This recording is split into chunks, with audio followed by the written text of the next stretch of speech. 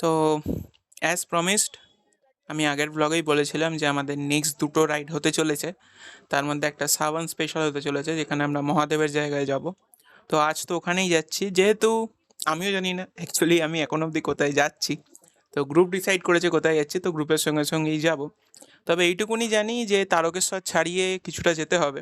আমি এই জন্যই নামটা বলছি না, কারণ অবভিয়াসলি আমি এতক্ষণে তো নাম জেনেই গেছি যে আমি কোথায় যাব। বাট আমি এই জন্যই বলছি না, কারণ আমি যে সাসপেন্সে রয়েছি তোমাদেরকেও সেই সাসপেন্সে রাখতে চাইছি। উইদাউট হেলমেট রাইড আমি একদমই সাপোর্ট করি না। এই ভিডিওতে তোমরা দেখতে পাবে যে আমাদের মধ্যে ম্যাক্সিমামই উইদাউট হেলমেট রাইড করছে, জাস্ট বিকজ তারা এই সাবান মাসে কোথাও যাচ্ছে। তো এই টাইমে দেখবে অনেক গ্রুপই উইদাউট হেলমেট রাইড করে, উইদাউট প্রপার গিয়ার রাইড করে। এবার দেখো, প্রপার গিয়ার থাকাটা না থাকাটা নট পার্মানেন্ট বা ম্যান্ডেটারি না, কিন্তু হেলমেট থাকাটা অবশ্যই দরকার। তো আমি সাজেস্ট করব যে সবাই প্লিজ হেলমেট পরেই যাবে, হেলমেট পরেই স্কুটি বাইক যাই রাইড করবে। কারণ আলটিমেটলি সেফটি, তোমার সেফটি, তোমার আশেপাশের যে রাইডার তাদের সেফটি তোমার ওপরেই ডিপেন্ড করছে। তো please ride with helmet, without helmet ride করো না। আমি কোনোভাবেই এই জিনিসটাকে সাপোর্ট করি না। বাট যেহেতু এই ভিডিওতে অনেককেই তোমরা দেখবে যে উইদাউট হেলমেট রাইড করছে, তাই আমি আগে থেকে এটা ক্লিয়ার করে বলে দিচ্ছি, আমি কিন্তু প্রপার হেলমেট পরেই রাইড করেছি। আজকের রাইডটা মোস্টলি রাতেই হতে চলেছে, আমরা একদম আর্লি মর্নিং গিয়ে আমাদের ডেস্টিনেশনে পৌঁছবো। তাই থ্রু আউট দ্য জার্নি তোমরা ম্যাক্সিমামই রাতের রাইডই এক্সপিরিয়েন্স করবে। আর একটা জিনিস বলার, আমরা প্রায় 80 থেকে 90 কিলোমিটার ওয়ান সাইডেড মানে একদিকের টোটাল ডিস্টেন্স কভার করব। আর যদি তুমি বাইকের মাইলেজের কথা বলো, যেটা আমি পেয়েছি, তো আমি বাইকের মাইলেজ পেয়েছি অ্যাভারেজ 38। কারণ 38 পাওয়ার রিজন হচ্ছে, 40 কেন পাইনি, 38 পাওয়ার রিজন হচ্ছে যে যে রাস্তাটা দিয়ে আমরা গেছি হাইওয়ে থাকা সত্ত্বেও এত বাজে রাস্তা যে রাস্তার ম্যাক্সিমামটাই আমরা 20-30-এর বেশি স্পিডেই তুলতে পারিনি। যেন মনে হচ্ছে পাড়ার রাস্তা দিয়ে যাচ্ছি যেখানে সবে সবে ইটের কাজ শেষ হয়েছে। এটা যদি একটা হাইওয়ের অবস্থা হয়ে থাকে, দেন আমাদের ভাবা উচিত আমরা কী জন্য ট্যাক্স দিচ্ছি।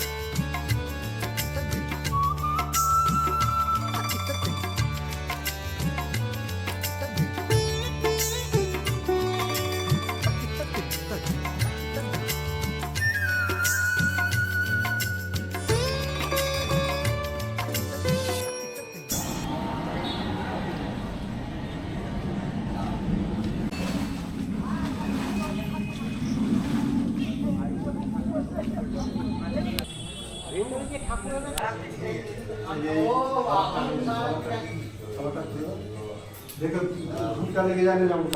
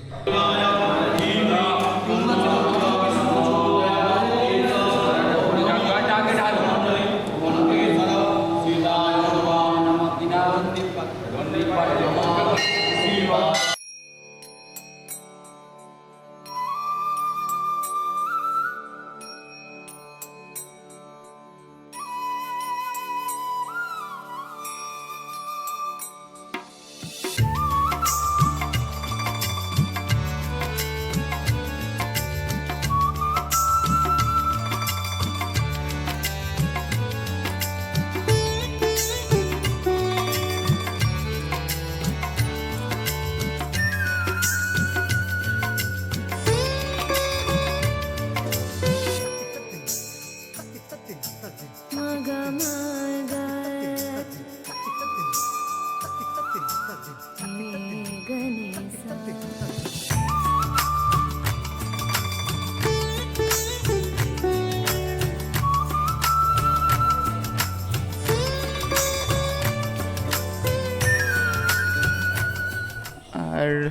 মন্দির থেকে ঠিক সামনের এইখানটায় সবাই এসে এই পুকুরটাতেই চান করে। অনেকে আবার এই জলও নিয়ে যায়, কিন্তু মন্দিরের পিছন দিকে তোমার যে ডালা থাকে সেই ডালাগুলো তোমরা নিতে পারো।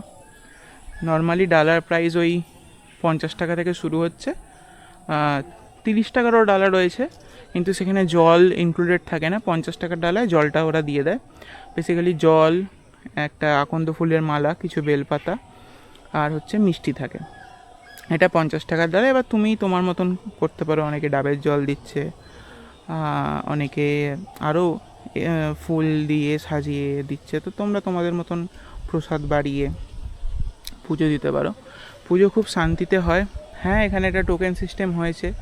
তো আগে এখানে যারা এসছে আগের বছর, তাদের থেকে শুনছিলাম যে আগের বছর নাকি এরকম টোকেন সিস্টেম ছিল না। টোকেন সিস্টেমটা কি না, জল ঢালার জন্য এখন টাকা দিতে হবে। আছে যে কোনো ধর্মীয় স্থানে যে তোমাকে আগে টাকা দিতে হবে, তারপর তুমি তোমার ভক্তি দেখাতে পারবে।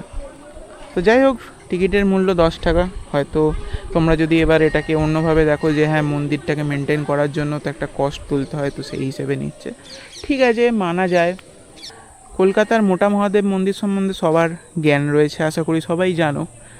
ওখানে কিন্তু আমরা এত অ্যাডভান্স হয়েও, কলকাতাকে অ্যাডভান্স বলছি এই প্লেসের এগেনস্টে, এত অ্যাডভান্স হওয়ার পরও কিন্তু তুমি ওখানে খালি হাতে ঢুকে বিনা 1 টাকা 1 পয়সা দিয়ে কাউকে ওখানে রাখা ডালা থেকে কালেক্ট করে ওখানকার রাখা জল, গঙ্গার জল, যেটা ডাইরেক্ট গঙ্গা থেকে আসছে পাইপের থ্রু, সেই জল বাবার মাথায় ঢালতে পারো। কেউ তোমার থেকে 1 টাকাও চাইবে না, কেউ বলবে না যে তুমি ডালা কেন নিচ্ছ। সবাই ওখানে সুষ্ঠু মনে যায়, নিজেরা ডালা নেয়, জল নেয়, ঢালে, আবার ডালা যেখানে রাখার, মানে ডালা মানে ঘটি আর কি, মাটির ঘটি, যেখানে রাখার সেখানে রেখে দেয়। তো আমার মনে হয় এই জিনিসটা সব জায়গাতেই করা উচিত। হ্যাঁ, জ্যোতির্লিঙ্গে তো এটা পসিবল না, কারণ জ্যোতির্লিঙ্গে যেভাবে এখন ভিআইপি দর্শন বা নর্মাল দর্শন বা যে তোমার ইয়েগুলো থাকে, মানে সন্ধ্যা আরতি, শয়ন আরতি, যাই বলো, মানে আমি রিসেন্টলি উজ্জয়ন গেছি, তোমরা সবাই জানো উজ্জয়ন আর ওমকারেশ্বর আমরা ভিজিট করে এসেছি। ওখানে কীরকম পরিস্থিতি, ওখানে কীরকম রাশ থাকে লোকের, তোমরা সবাই জানো। তো সেই জিনিসগুলো যদি একটু মিনিমাল হয়ে যায়, তাহলে সাধারণ মানুষের জন্য খুব লাভ হয়, সুবিধা হয়। মানে কোনো মন্দিরে এসে যদি আমাকে এটা ভাবতে হয় সবার আগে যে এখানে মন্দিরে ঢোকার জন্য বা মন্দিরে এন্টার করার জন্য আমাকে কত টাকা খরচ করতে হবে, আমার মনে হয় অর্ধেক ভক্তি মানুষের ওখানেই চলে যায়। এটা আমার পার্সপেক্টিভ ছিল, তোমরা তোমাদের পার্সপেক্টিভ অবশ্যই জানাতে পারো।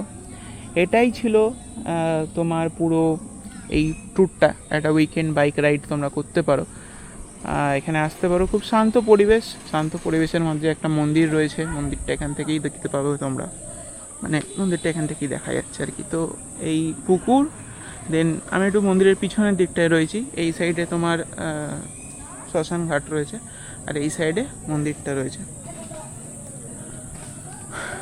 তো ভালো মন্দির, সুন্দর মন্দির, কিন্তু ওই একটাই জিনিস খটকা লাগে যে যদি এই সব মন্দিরেও টোকেন সিস্টেম চালু হয়ে যায়, তাহলে জ্যোতির্লিঙ্গকে কেন আমরা জাস্টিফাই করব, তাই না? তো এটা একটু দেখা, এটা একটু ভাবার বিষয় যে ভক্তিটা আদৌ বিজনেস হয়ে যাচ্ছে না তো। যাই হোক, আমার তরফ থেকে এটাই ছিল। তো আশা করি ভিডিওটা তোমাদের ভালো লেগেছে। Stay tune for next video, কারণ নেক্সট ভিডিও হতে চলেছে আমাদের ঘাটশিলা। সেম গ্রুপ, হ্যাঁ গ্রুপ মেম্বার একটু চেঞ্জ হবে, একটু কম হবে, একটু নতুন মেম্বার অ্যাড হবে, বাট ওটাও একটা ইন্টারেস্টিং ব্লগ হতে চলেছে, যেটা আমরা নেক্সট সানডে, মানে অ্যাকচুয়ালি স্যাটারডে সানডে মিলিয়ে ঘুরবো।